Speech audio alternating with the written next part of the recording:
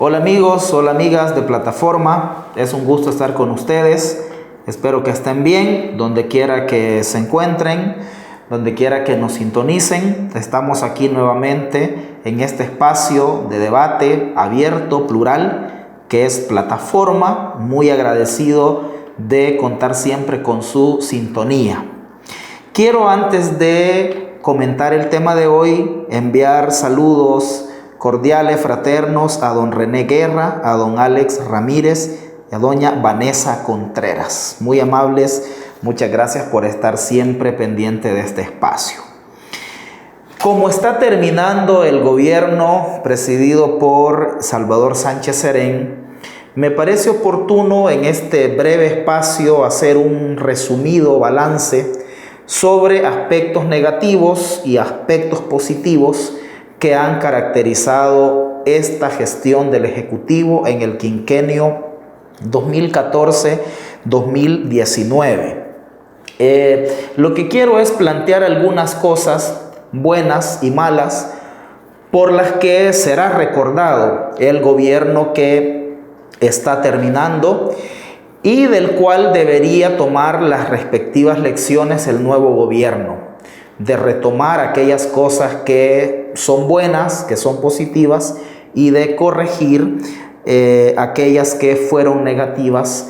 Entonces, esa es la intencionalidad de esta reflexión. Yo quiero proponerles para el análisis 4 aspectos positivos por el que creo que vamos a recordar al gobierno del presidente Salvador Sánchez Serén.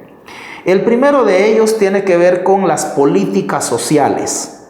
Claramente en este gobierno, a pesar de las dificultades financieras, presupuestarias que tuvo, porque en los primeros años especialmente del gobierno hubo un bloqueo sistemático de parte del Partido Arena en la Asamblea y de parte de los 4 magistrados anteriores de la Sala de lo Constitucional, se fortaleció un sistema de políticas públicas entre los que destacan programas de protección social a sectores vulnerables, la pensión básica universal, entre otros, la reforma de salud, que ha permitido acercar los servicios de salud a pesar de las dificultades que ha habido en otros ámbitos, como por ejemplo el desabastecimiento de medicinas, pero digamos la reforma ha tenido la virtud de acercar los servicios de salud a la población, especialmente a través de los ECOs. Los programas de prevención de la violencia, programas algunos impulsados desde instancias como el INJUVE, que han sido importantes para generar algunos procesos con jóvenes y tratar de alejarlos de las vulnerabilidades que terminan haciéndolos caer en la violencia o tener que emigrar. Programas como Ciudad Mujer, al margen de que ahora aparezca este proyecto manchado por denuncias de corrupción, lo cierto es que ha sido un programa social emblemático. Y el programa de alfabetización. Creo que ha sido muy importante este esfuerzo de alfabetizar, de declarar a municipios libres de analfabetismo, inclusive un par de departamentos del país declarados como libres de analfabetismo. Este es un esfuerzo inédito que creo yo en el marco de las políticas sociales tiene una mención muy especial. Políticas sociales. La segunda cosa positiva tiene que ver con la creación de espacios de diálogo interinstitucionales e intersectoriales. Aquí quiero poner el ejemplo que yo más conozco, que es el del Consejo Nacional de Seguridad Ciudadana y Convivencia, que es un espacio donde participan representantes de los diferentes sectores de la sociedad, organizaciones, empresa privada, cooperación internacional, municipalidades. Es un esfuerzo intersectorial e interinstitucional facilitado por las Naciones Unidas a través del PNUD, que derivó en la creación del Plan El Salvador Seguro, que es un plan de seguridad que incorpora de manera equilibrada propuestas de políticas de represión del delito, de prevención de la violencia, de reinserción de delincuentes y de atención a víctimas de la violencia. Este programa también tiene su réplica en los territorios. Se han venido priorizando municipios con los mayores niveles de violencia y hay resultados positivos, reconocidos además por instancias internacionales de las Naciones Unidas. Aquí, lástima que no se haya podido implementar integralmente el plan por falta de recursos financieros. Según el PNUD, se necesitaban 2.000 millones de dólares iniciales para poder implementar de manera integral el plan. Luego, en la Asamblea Legislativa, los partidos de derecha han venido a la hora de asignar los fondos para la seguridad, el fondo que se recauda con el impuesto a la telefonía, han priorizado en programas de represión y dejar de lado la prevención y la atención a las víctimas. Si no fuera por eso, el plan El Salvador Seguro, si no fuera por el enfoque represivo que le han dado los diputados y por la falta de financiamiento, el plan podría haber dado mejores resultados. Sin embargo, creo yo que como espacio de diálogo, de generar políticas donde estén tomadas en cuenta las opiniones de todos los sectores, es importante. También hay otros consejos, como el Consejo de Educación, el Consejo de Sustentabilidad. En mi opinión, esta estrategia de diálogo debería de ser retomado, igual que las políticas sociales. Lástima que en otros temas sensibles el gobierno no haya implementado esta misma estrategia. Por ejemplo, esto mismo debieron haber hecho con el tema fiscal tributario. Ahí fracasaron el gobierno porque en vez de crear una mesa multisectorial donde los diferentes sectores participaran y se le hiciera presión a la empresa privada y al partido Arena, optó por montar una mesa bilateral con Arena y con la NEP, y por eso no le dio resultado. Entonces es una pena que esta estrategia de diálogo, tal vez el gobierno le hubiera servido tener a los sectores sociales, a la academia en una mesa y del otro lado a la empresa privada y al partido Arena. Al final fue una mesa bilateral que nunca funcionó. El tercer ámbito de lo positivo para mí tiene que ver con transparencia y rendición de cuentas.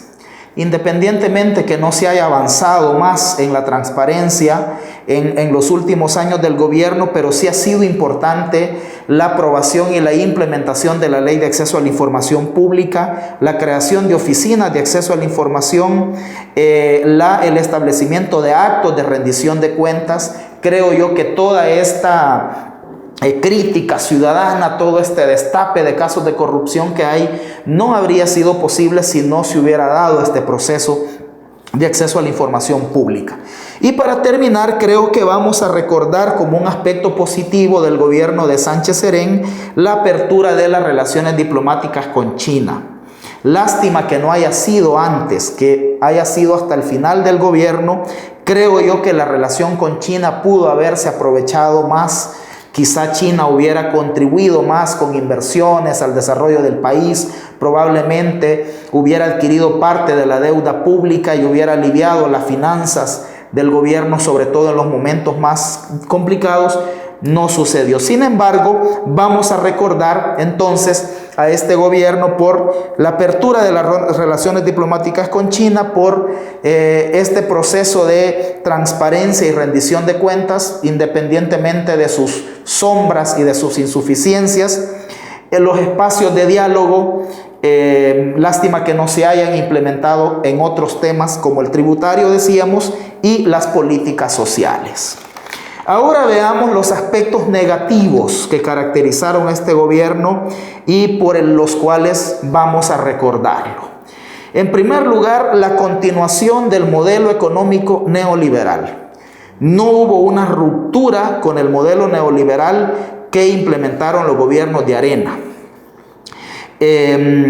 Por el contrario, hubo cosas que han profundizado el modelo neoliberal. Por ejemplo, con esta política de asocio público-privados que abre la posibilidad para nuevas rondas de privatizaciones, esta propuesta de ley de zona económica especial que no se ha aprobado pero que está en la mesa de discusión en la Asamblea Legislativa, que busca crear una zona especial para la inversión, pero que repite este esquema de elusión tributaria, de otorgar beneficios adicionales a las empresas sin la certeza de que el país va a tener beneficio real en empleos y en desencadenar otro tipo de actividades productivas. Entonces hubo una continuación del modelo neoliberal, no se revirtieron políticas neoliberales que establecieron los gobiernos de Arena, por mucho que los funcionarios del gobierno digan lo contrario,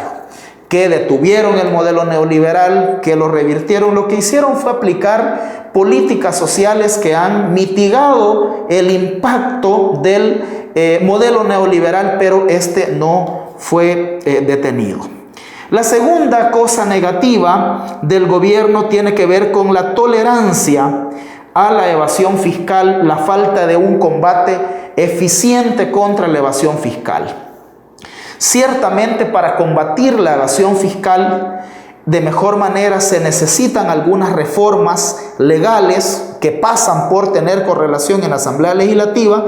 Sin embargo, desde las funciones del Ejecutivo hay cosas que se pueden hacer, pero que el Ministerio de Hacienda, tanto el anterior ministro Carlos Cáceres como el ministro que se quedó después, lo quisieron hacer. Por ejemplo, el combate al contrabando tiene que ver con el rol de las aduanas. Y ahí no se necesita reformar la ley. Entonces, pudo haber el Ejecutivo, con las facultades que tiene el Ministerio de Hacienda y otras instancias del Ejecutivo, combatir más eficientemente la evasión fiscal, y no lo hicieron.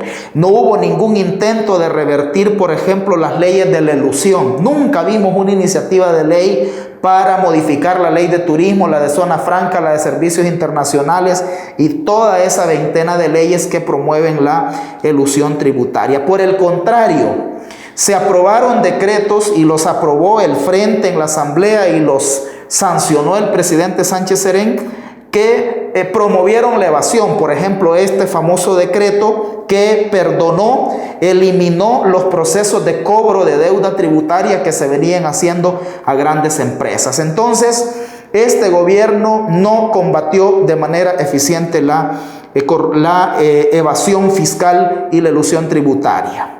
Tercera cosa, a pesar de iniciativas buenas como el Plan El Salvador Seguro, y a pesar de programas de prevención de la violencia que hubo, lo cierto es que en materia de seguridad se profundizó el enfoque represivo. Y esta lógica de militarizar la seguridad pública también se incrementó. Este es un aspecto negativo, peligroso, que esta seguridad pública militarizada en manos de un gobierno de corte fascista pueda utilizarlo para reprimir a la población, y ya no solo a los delincuentes, sino que a la población, por ejemplo, que proteste. Entonces, ese es el tercer aspecto negativo. Y luego, en el cuarto aspecto negativo, yo quiero señalar varios aspectos relacionados con el estilo del gobierno, con la forma de conducir el gobierno. Y aquí quiero señalar tres cosas.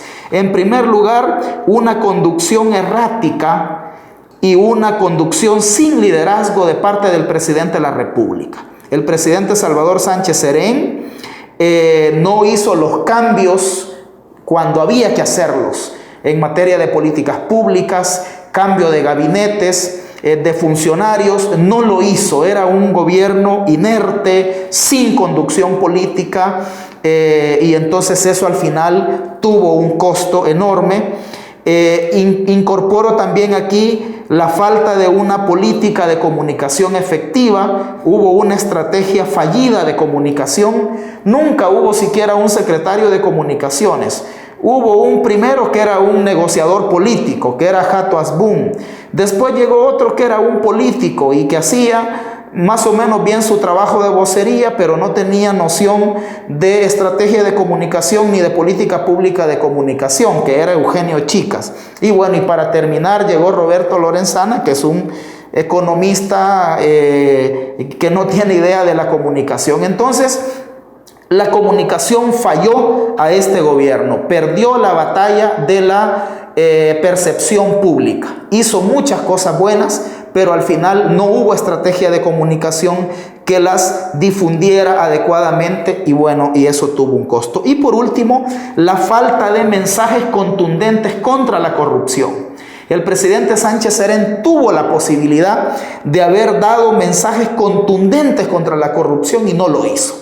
Por ejemplo, cuando se le señalaban casos de nepotismo, de tener a familiares en cargos de dirección dentro del gobierno, debió haberlo corregido. En vez de negarlo, debió haberlo corregido, pero no lo hizo. Hubiera dado un mensaje, pero no lo hizo. Otro ejemplo fue cuando este presidente de CEPA salió que se había gastado $5,000 en whisky. Simbólicamente lo hicieron que lo devolviera. Debió haberlo destituido el presidente para dar un mensaje contundente que no iba a tolerar la corrupción. O al señor Fortín de Anda, que después de todo el daño que hizo en Anda y de señalamientos de malas prácticas, lo despiden, pero lo terminan contratando en casa presidencial. Es decir, era un engaño, una burla, ¿verdad? O luego en el caso cuando se involucró a un nieto del presidente en un accidente de tránsito en un auto oficial en la madrugada donde murió un motociclista, escondieron al muchacho responsable de ese hecho. El presidente debió haber dado un mensaje también ahí de contundencia. Esa supuesta estatura ética y moral de Sánchez Serén quedó totalmente cuestionada. Entonces yo creo que esos aspectos negativos, la continuación del modelo neoliberal, la tolerancia a la evasión fiscal, la profundización del enfoque represivo en seguridad pública y luego este conjunto de factores relacionados con la forma de conducción de gobierno,